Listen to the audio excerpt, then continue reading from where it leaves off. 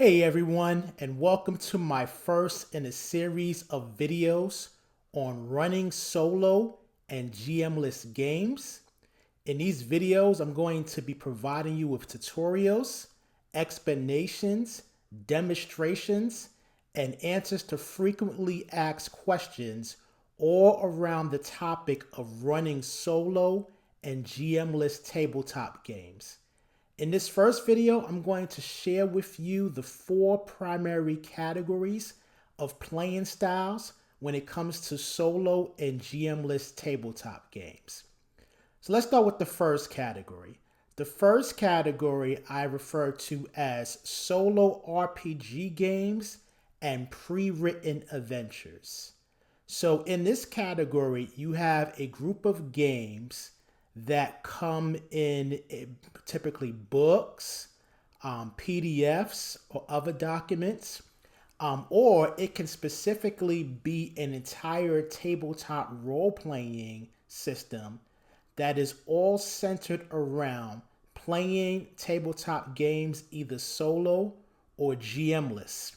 For example, when it comes to solo RPG games, some examples of this are Iron Sworn. It's a very popular RPG game that is built around the concept of GM-less or solo-less play. Another example is 4 Against Darkness.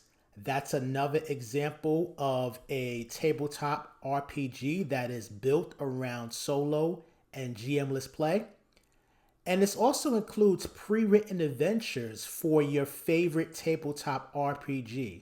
There are a number of pre-written adventures out there for systems such as Dungeons and Dragons, Pathfinder, and other tabletop RPGs that are specifically written with a solo or GM-less style in mind.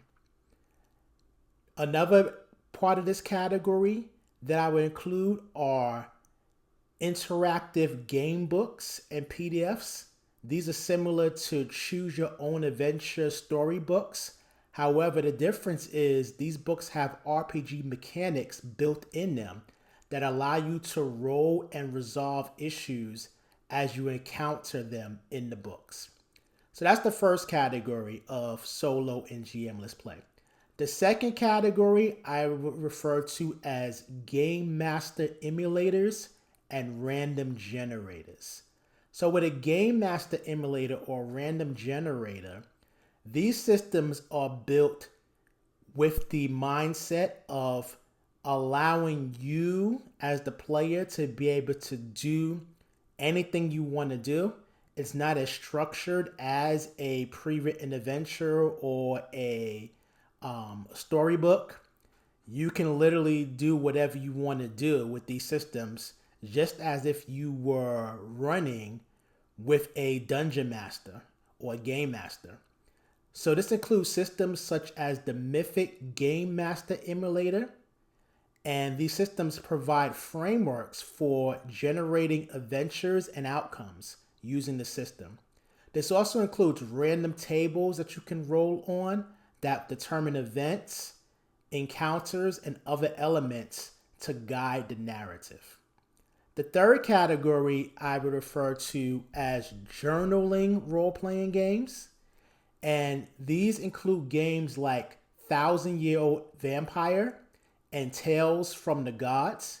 And in these games, you're documenting your character's journey in written format, whether you're doing it writing in a physical book, or maybe you might be documenting it in an electronic PDF. But you are documenting your character's journey and making decisions based upon the prompts that the game gives you. And then the fourth category, which is a relatively new category, is artificial intelligence. And this includes using AI tools and apps such as ChatGPT and AI Dungeon. And these systems can generate story elements, NPC dialogue, and plot twists in real time. So those are the 4 types of solo RPG methods I've done at least 3 of them. The only one I have not tried yet is Journaling RPG, but the other 3 that I have done, and I've enjoyed myself using all 3 formats. I'm sure if I did Journaling RPG, I would enjoy that as well, and I intend to do that at some point as well. So just pick a format that works for you and try it out and see if you enjoy it. I would say if you're brand new and you are worried about how to get started, the simplest, easiest method to get started would be the solo RPG games or the game books, storybooks, or pre-written adventures, because you can just pretty much just pick up the book, read it, follow the instructions, and begin play right away. So if you're looking for a recommendation of something to get started quickly, that would probably be the fastest way to get started.